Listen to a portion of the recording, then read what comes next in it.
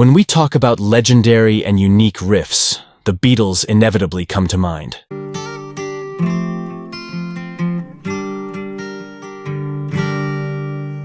Today, we're embarking on a rock and roll journey as we dive into the rich legacy of the legendary The Beatles and uncover the stories behind their top 10 greatest riffs of all time.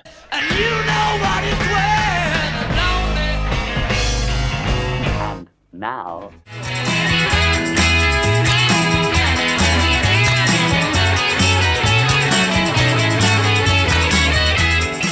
These melodies are timeless, capturing the very essence of what made the Fab Four revolutionary. Tell me that you got everything you want, and your bird can sing, but you don't get me. And your bird can sing. Beginning with a delightful duel of intertwined lead guitars, this riff beautifully encapsulates the harmony of the melody, complementing Lennon's sardonic lyrics. It's a bright, jangly affair that's instantly recognizable. When your prized possessions start to weigh you down, look in my direction. I'll be round. This song features one of George Harrison's most distinctive and complex guitar riffs. It's characterized by its harmony guitar lines, which John Lennon later described dismissively, even though fans and critics alike consider it among the Beatles' most inventive guitar work. The actual meaning of the song remains a matter of speculation.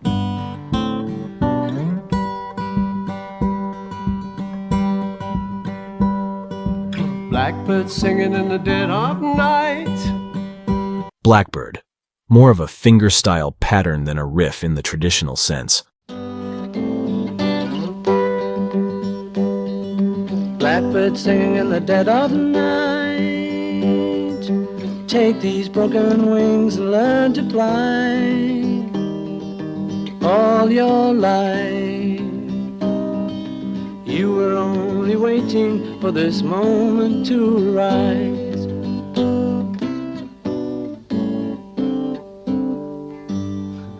McCartney's delicate picking on Blackbird is both sonorous and profound. Its simplicity conveys a message of hope and empowerment, written by Paul McCartney. But there was one little thing we used to do, which was a sort of semi-classical thing.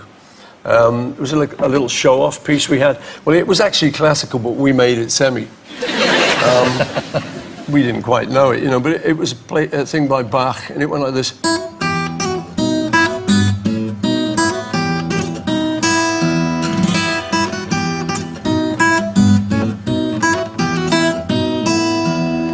Blackbird is known for its intricate finger-picking style, which he was inspired to write after hearing a blackbird singing in the dead of night. It's like a finger-picking style that I'm not actually very good at, but it's a...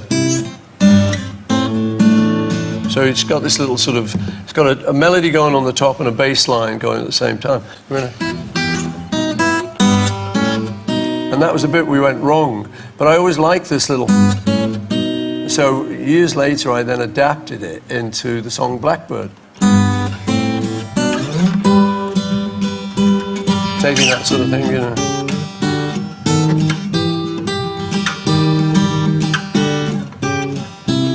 Ooby dooby dooby dooby. You were always waiting for the moon to rise. McCartney has mentioned that the song was about the civil rights movement in the U.S., symbolizing the struggles and hopes for a better future.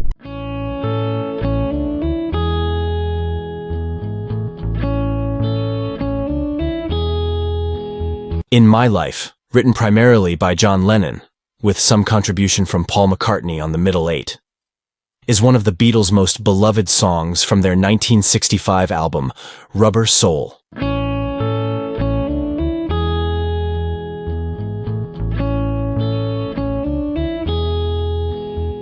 There are places I remember all my life, though some have changed.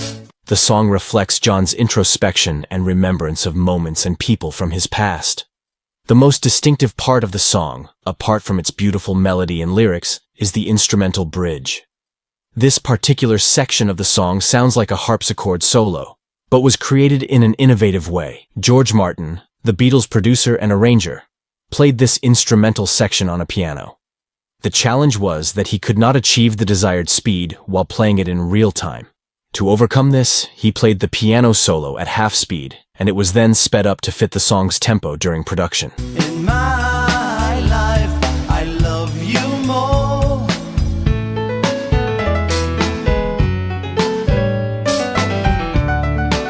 This gave the piano the tonal quality of a harpsichord, which made it sound baroque and distinctive. Though I know I'll never lose affection for people and things that went before. Although many listeners assume the sound is from a traditional Baroque instrument like the harpsichord, it's actually a product of studio experimentation, something that would become a hallmark of the Beatles recordings as they moved forward in their career. And these memories lose their meaning when I think of love as something new. Though I know I'll never lose affection. As for the guitar riffs in My Life, they are subtle and mostly serve to complement John's vocal lines. They're not as pronounced or groundbreaking as the aforementioned piano, sounding like harpsichord solo, but they add to the song's nostalgic and reflective mood. The Beatles, particularly George Harrison, always had a knack for providing just the right guitar parts to fit the mood and message of their songs. In my life, I love you more.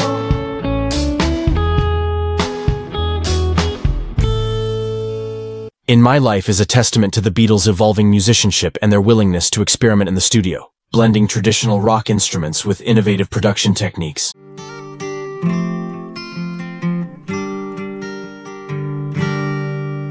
The haunting notes of George Harrison's While My Guitar Gently Weeps. But what's the story behind this iconic Beatles track? While my guitar gently weeps. The initial inspiration for the song came from the ancient Chinese Book of Wisdom, the I Ching, or Book of Changes. George Harrison was studying the I Ching around the time and was fascinated by the concept of randomness leading to insight. To test this, he decided to open a random book and write a song about the first thing he saw. He ended up seeing the phrase, "gently weeps," which set the groundwork for the song. Still my guitar gently weeps.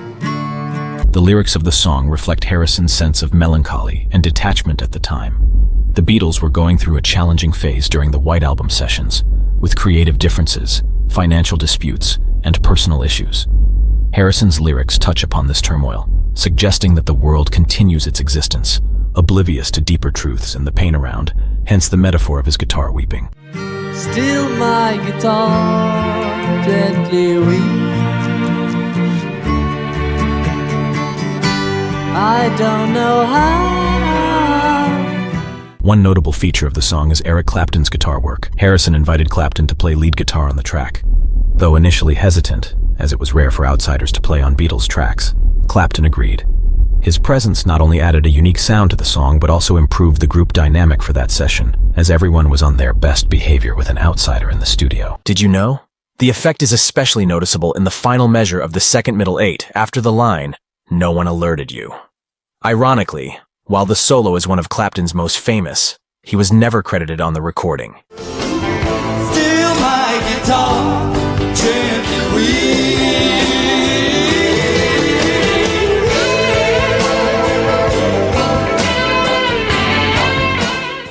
Just Eric is very good at that, like improvising and keeping it going, which I'm not good at.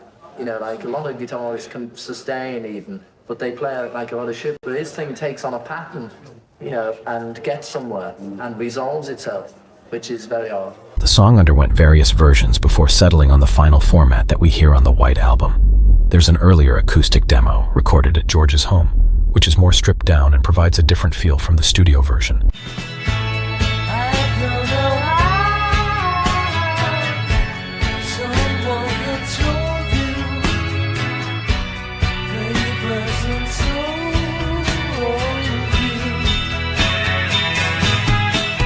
While My Guitar Gently Weeps is considered one of Harrison's finest compositions. Its haunting lyrics, combined with the profound guitar work by both Harrison and Clapton, make it a standout track on the Beatles' already impressive discography.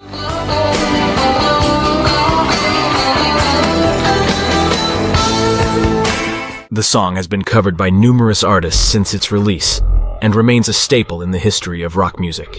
This piece is not only a testament to George Harrison's evolving maturity as a songwriter within the Beatles, but also captures the zeitgeist of the period and the internal dynamics of the band. 1, 2, 3, 4.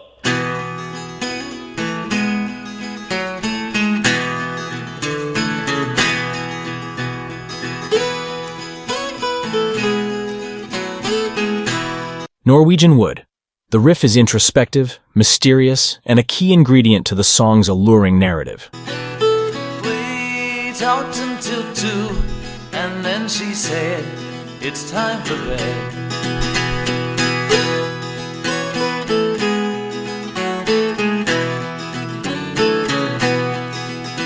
The song is notable for George Harrison's introduction of the sitar, a result of his growing interest in Indian music. Norwegian Wood was the first song that ever had a sitar on it, and it wasn't a casual throwaway like George implies in his book.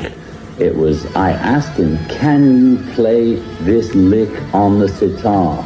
And he took 20 minutes or half an hour to get the lick down. So I lit a fire, isn't it good? Norwegian Wood.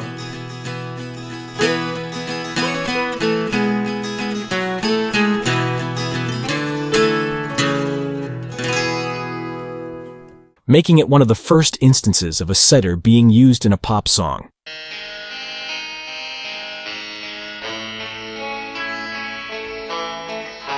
Because the harmonium-driven introduction, intertwined with the celestial harmonies of the band, creates a surreal soundscape. The melody is hypnotic, otherworldly, and sets the perfect mood for the song's dreamy aura. Featuring ethereal 3-part harmonies from Lennon, McCartney, and Harrison. Love is all, love is you. The song was inspired when John heard Beethoven's Moonlight Sonata being played by Yoko Ono. The harmonized a cappella section is often celebrated for its beauty and complexity. Day Tripper, a quintessential example of a killer Beatles riff, Day Tripper offers a groovy, catchy guitar line that is as unforgettable as its chorus. It's the kind of riff that, once heard, stays with you. Got a good reason. This song boasts a riff that is both catchy and edgy. He was a day tripper, one-way ticket, yeah. Written primarily by John with contributions from Paul, it's often seen as the Beatles' venture into harder rock territory. The riff is instantly recognizable and has since become iconic in the annals of rock guitar. This song bursts onto the scene with its powerful pulsating guitar riff, making it one of the Beatles' most direct and hard-hitting tunes. So I wanna be a paperback writer. The riff is infectious, driving the song with unmatched vigor. Paul McCartney's driving bass line and the catchy guitar riff make this song a classic.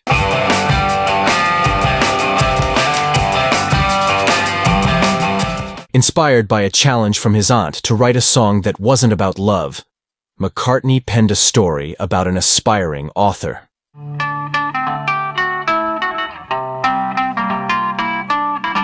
I feel fine. Not only does this track begin with a deliberate feedback, one of the first instances in a commercial song, but its upbeat and jaunty guitar riff ensures it remains a staple in rock history. Baby's good to me, you know she's happy as can be, you know she said so. With one of the first recorded instances of controlled feedback. John Lennon discovered the feedback effect accidentally, and then they decided to use it as the intro for the song.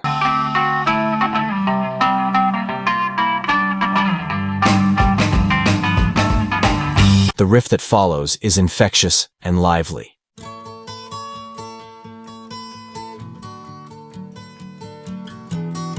Here Comes the Sun. George Harrison's masterpiece from Abbey Road is defined by its optimistic cyclical guitar riff. It's alright. A promise of brighter days. It feels like a warm embrace from the first note. Written by George Harrison, this song's beautiful acoustic guitar riff is as sunny as its lyrics.